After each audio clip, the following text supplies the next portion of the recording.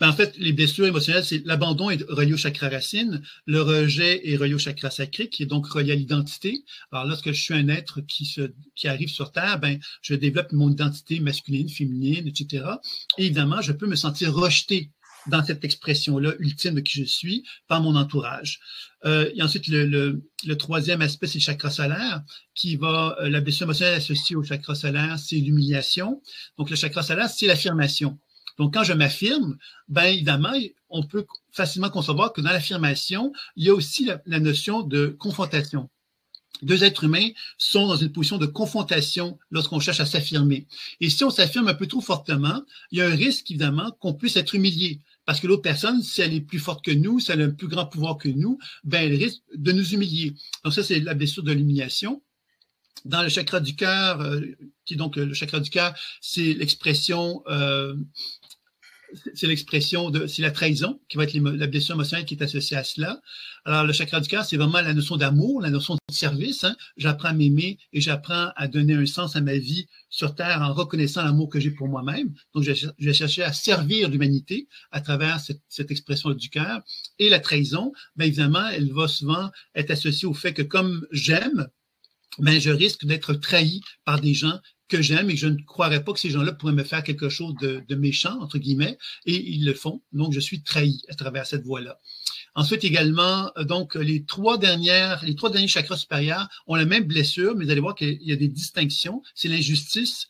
Il y a l'injustice individuelle, reliée au chakra de la gorge, qui est reliée à l'être créateur.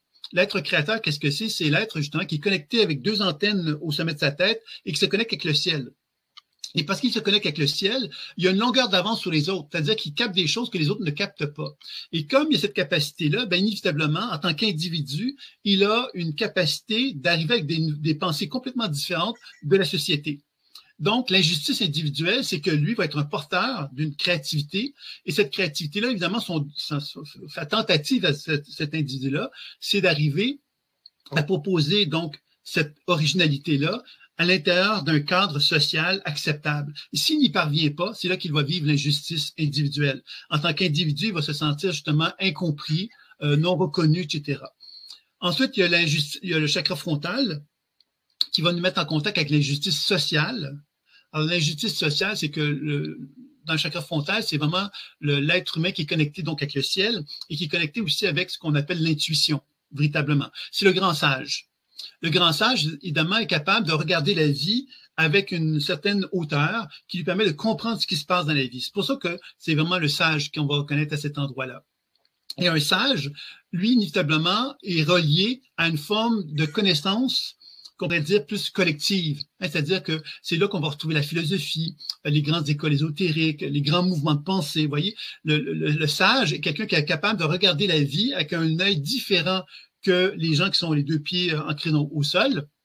Ils sont capables donc d'émettre donc des philosophies ou des façons de voir la vie qui sont différentes. Et c'est dans ce sens-là que le philosophe va avoir un impact social. Hein, celui qui relie au chakra frontal. Et cet individu-là, comme il y a un impact justement social, ben l'expérience qu'il va vivre, c'est une injustice sociale, c'est-à-dire qu'il ne va pas être reconnu comme il le souhaiterait dans cette vision justement philosophique, ésotérique, spirituelle qu'il pourrait avoir. Et c'est là qu'il va y avoir une forme d'injustice qui va en résonner, en découler. Et le septième, donc le chakra couronne, c'est l'injustice spirituelle. Alors évidemment, c'est l'individu qui est spirituel et parce qu'il est spirituel, il est en droit de s'attendre à ce que le bon Dieu, on va l'appeler comme ça, ne l'oublie pas. Et malheureusement, il arrive dans la vie que quelquefois, même si on est un être très spirituel, qu'il se produise dans la vie des choses qu'on ne comprend pas et qui nous apparaissent injustes. Alors, c'est là qu'on va expérimenter l'injustice spirituelle. On se dit, mais merde, je suis un être spirituel, j'ai développé une spiritualité, je fais plein de choses pour ça. Et puis, finalement, la vie me fait que expérimenter des trucs moches. Alors là, c'est là qu'on peut vivre une injustice spirituelle à ce moment-là. Ok, voilà. Ça a l'air assez clair. On a juste une question. Quelqu'un nous demande, c'est difficile de faire la différence entre le rejet et l'abandon, par exemple.